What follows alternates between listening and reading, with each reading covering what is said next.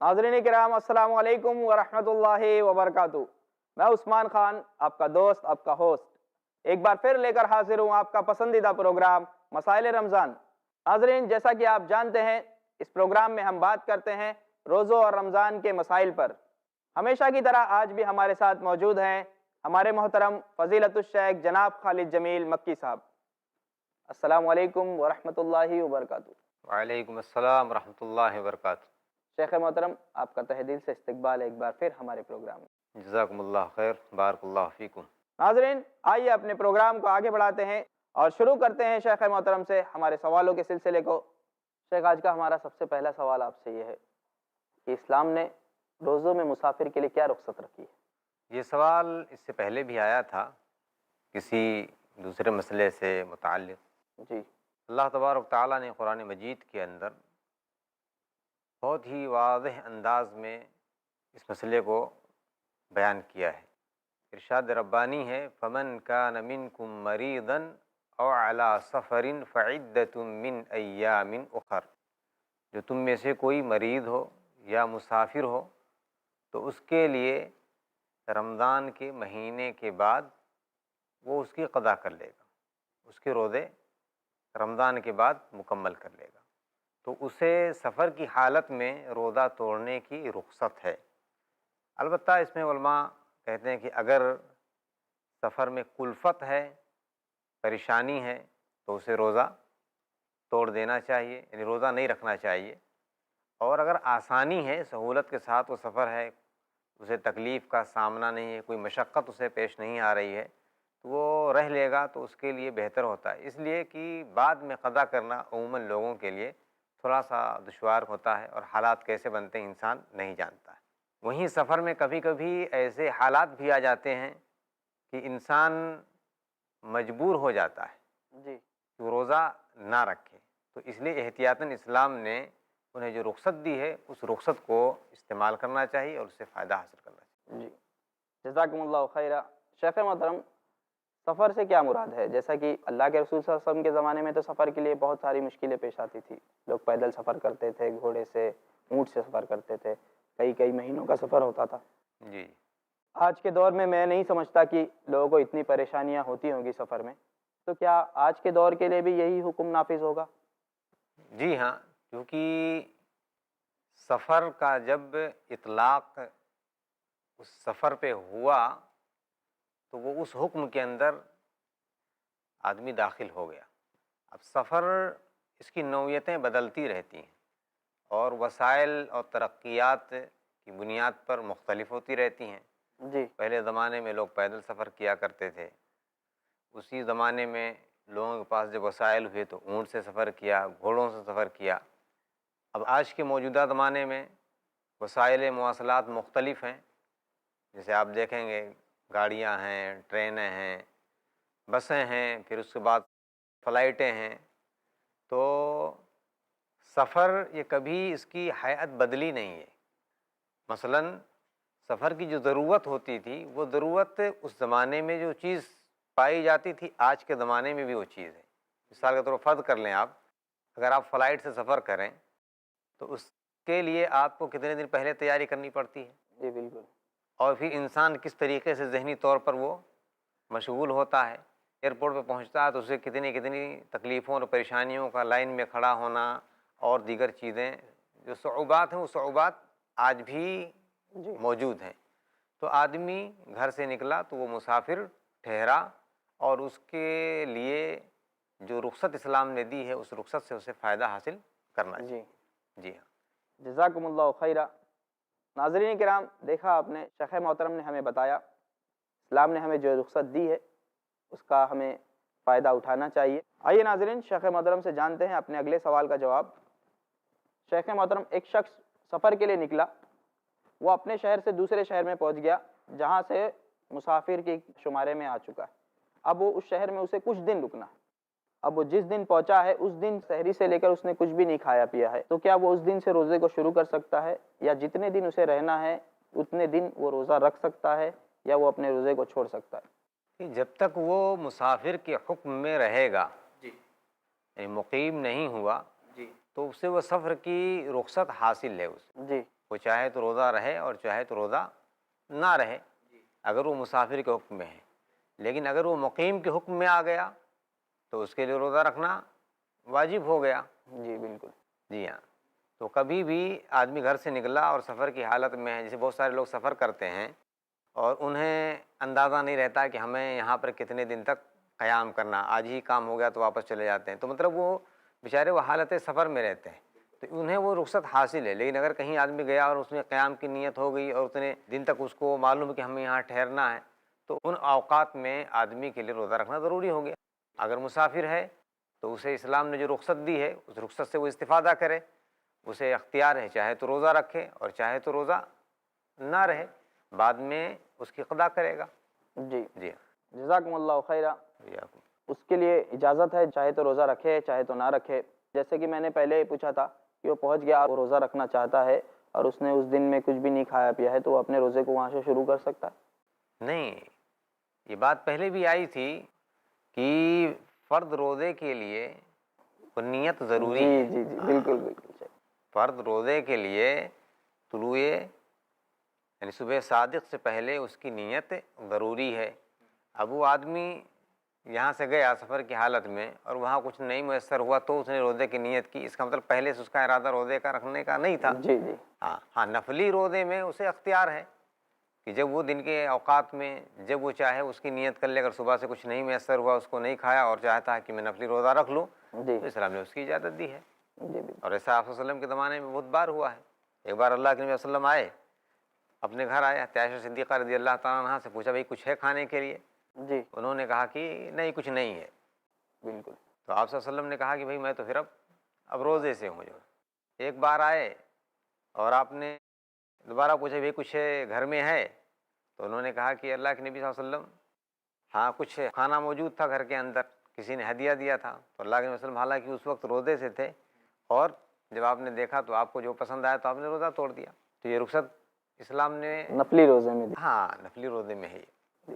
اللہ کے رسول صلی اللہ علیہ وسلم کے اس عمل سے ہمیں پتہ چلا کہ گویا کہ ہمیں نفلی روزے بیچ میں توڑنے کی اجازت ہے۔ ہاں توڑ سکتے ہیں، جو اگر کوئی موقع ایسا آ جائے، مثال کے طور پر کوئی مہمان آپ کے یہاں آ گیا، جی جی اب اس کے ساتھ آپ روزے سے رہیں اور بیٹھے ہیں تو ذرا اس آدمی کو اچھا نہیں لگتا ہے، تو آپ کو اختیار اگر آپ چاہیں تو توڑ دیں۔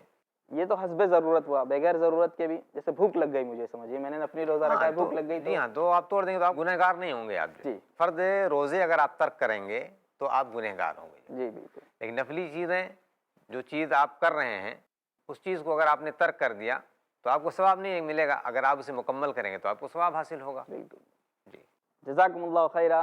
ناظرین کرام، یہاں پر ایک ہمیں بہت ہی اہم بات پتہ چلی، نفلی روزے اگر آپ کی ضرورت ہے تو آپ بیچ میں اسے ترک بھی کر سکتے ہیں، بھوک لگ گئی تو آپ اسے چھوڑ سکتے ہیں، کیونکہ اگر آپ اسے مکمل کریں گے تو آپ کو ثواب ملے گا، نہیں کریں گے تو آپ کو گناہ نہیں ملے گا۔ آئیے ناظرین، شیخ محترم سے جانتے ہیں ہمارا اگلا سوال۔ شیخ محترم، مسافر کے زمرے میں کون کون لوگ آتے ہیں؟ کیا ہمارے یہاں پہ کچھ حضرات ہیں، کچھ لوگ ہمارے بھائی ایسے ہیں جو ٹیکسی یا بس ڈرائیو کرتے ہیں اور ان لوگوں کو اس کی وجہ سے کئی دور دور جانا پڑتا ہے، تو کیا یہ لوگ بھی مسافر کے زمرے میں داخل ہوتے ہیں؟ جی ہاں، جو لوگ بھی چاہے وہ ڈرائیور پیشہ ہوں، چاہے وہ ٹرین چلانے والے ہوں، چاہے وہ فلائٹ میں پائلٹ ہوں، جی جو لوگ بھی مسافر کے حکم میں آتے ہیں، یعنی عرف میں جنہیں مسافر کہا جاتا ہے، تو تمام لوگوں کو یہ سہولت حاصل ہے۔ یہ اگرچہ ان کا پیشہ ہے، ڈرائیور ایک پیشہ ہے کہ وہ یہاں بمبئی سے نکلتا ہے بنگلور بس لے کر کے جاتا ہے، بالکل۔ تو وہ بیچارہ مسافر کہلائے گا، اگرچہ اس کا یہ پیشہ ہے لیکن وہ حالت سفر میں رہتا ہے، اس وجہ سے اس کو یہ رخصت حاصل ہے۔ ٹرین ڈرائیورز بھی، ان کی بھی یہی حالت ہے، ایسے ہی پائلٹ جو جہاز اڑاتا ہے اس کو بھی یہ رخصت حاصل ہے، کیونکہ وہ مسافر کے حکم میں آتے ہیں۔ جو ایک سوار کو جو پریشانی لاحق ہونے کا، مشقت کا اندیشہ رہتا ہے، وہی اس کے ساتھ بھی ہے، وہ تمام چیزیں، اس لیے اسلام نے یہ رخصت تمام لوگوں کے لیے عام رکھی ہے۔ مطلب اسلام نے کوئی دن کی قید نہیں لگائی ہے مسافر کے لیے، جیسے کہ ایک ڈرائیور ہے ممبئی سے اگر بنگلور جا رہا ہے تو وہ ایک دن جا کے پہنچا، پھر دوسرے دن میں بس لے کے واپس آیا، تو نہیں، اس میں مسافت کی تحدید ہے، جی مسافت کی تحدید ہے اور بے شمار روایتیں ہیں جو ہے، اس وجہ سے علماء اس سلسلے میں بہت طویل اختلاف کرتے ہیں جی کہ مسافر کب ہوتا ہے، کتنے کلومیٹر کی مسافت میں وہ جاتا ہے تو مسافر ہوتا ہے۔ بہرحال میں ان اختلافی مسائل میں نہیں جانا چاہتا، صرف اتنا کہتا ہوں کہ عرف میں جس کے اوپر سفر کا اطلاق ہو جائے تو اسی لیے عرف کا اس میں اعتبار ہے، اور جو بھی اس زمرے میں آتا ہے اس کو سہولت انشاءاللہ حاصل رہے گی۔ جزاکم اللہ خیرہ، شیخ محترم بہت بہت شکریہ۔ ناظرین کرام، امید کی آپ کو سفر کے بارے میں مسائل سمجھ میں آ گئے ہوں گے۔ ناظرین فی الحال وقت ہوا ہے ایک چھوٹے سے وقفے کا، سوالات اور بھی ہیں، انشاءاللہ اس وقفے کے بعد جانیں گے ان سارے سوالوں کے جواب۔ تب تک کے لیے دیجیے مجھے اجازت۔ السلام علیکم ورحمۃ اللہ وبرکاتہ۔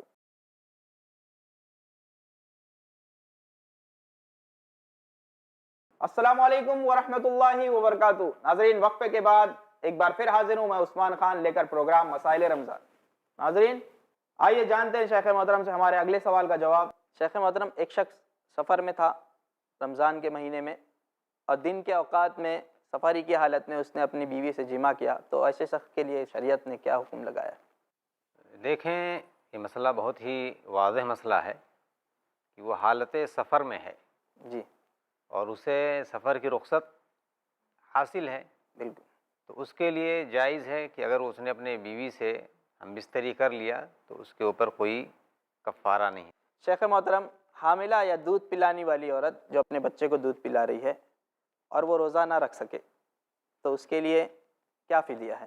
وہ عورت جو حالت حمل میں ہو یا ایسی ہی کوئی عورت جو اپنے بچے کو دودھ پلانے والی ہو، ان دونوں کو اگر اپنی صحت پر اور یا پھر اپنے بچے کی صحت پر کوئی نقصان کا اندیشہ ہو تو انہیں روزہ توڑنے کا حکم ہے۔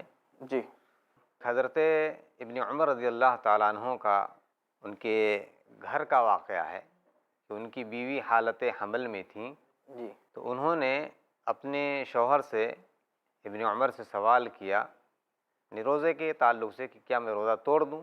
تو انہوں نے کہا کہ روزہ توڑ دو اور ہر روزے کے بدلے ایک مسکین کو کھانا کھلاؤ۔ جی جزاکم اللہ خیر۔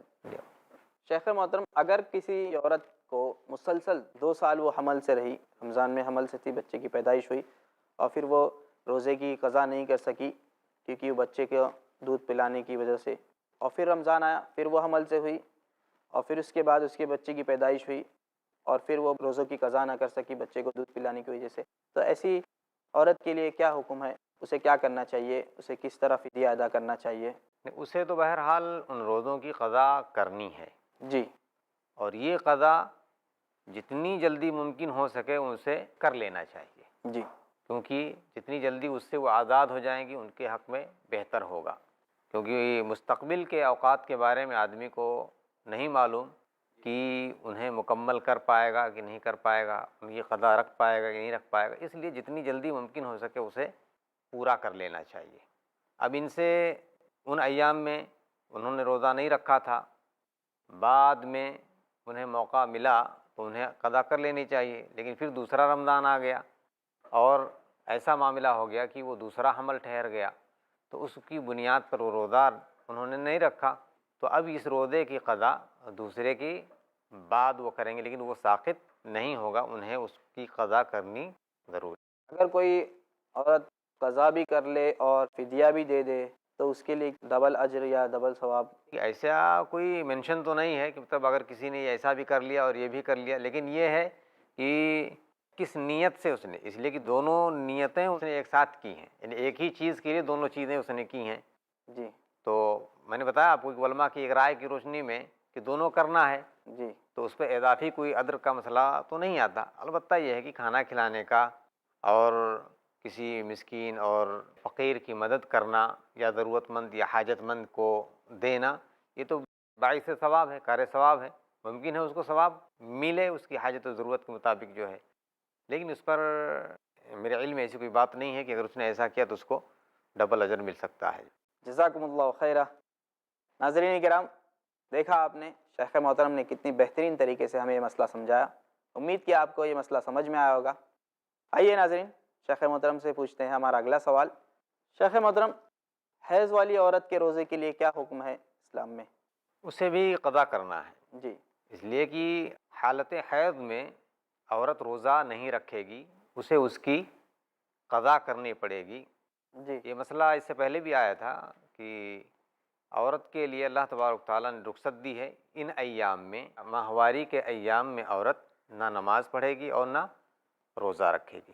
البتہ نماز تو اللہ تبارک تعالیٰ نے ان کے لیے معاف کر دی ہے، روزے کی انہیں قضا کرنی پڑے گی۔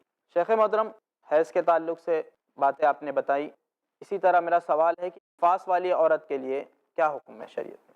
دونوں کا حکم ایک ہی ہے، جی دونوں کا تعلق وہ عورت کے ان ایام سے ہے جی جن ایام میں عورت کے اعضاء مخصوصہ سے خون کی جو رطوبت ہے وہ خارج ہوتی ہے، تو ایسے ہی نفاس یہ بھی وہ خون ہے جو ولادت کے بعد جی کی کوئی کم سے کم وقت متعین نہیں ہے، لیکن زیادہ سے زیادہ اس کی جو میعاد بتلائی گئی ہے وہ 40 دن تک ہے۔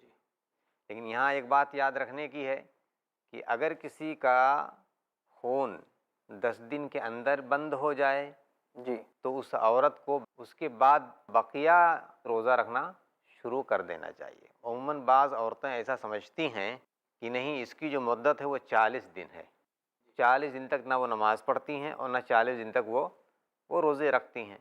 40 دن کے اوقات میں نہ تو وہ نماز پڑھتی ہیں اور نہ ہی روزے رکھتی ہیں، تو انہیں یہ جان لینا چاہیے کہ یہ خون جس وقت بند ہو جائے تو گویا کہ وہ نفاس کی حالت سے وہ عورت پاک ہو گئی ہے، اس کے اوپر نماز بھی واجب ہے اور اس کے اوپر روزہ بھی فرض ہے۔ جزاکم اللہ خیر شیخ محترم، بہت بہت شکریہ، اللہ آپ کو جزائے خیر عطا کرے۔ آمین۔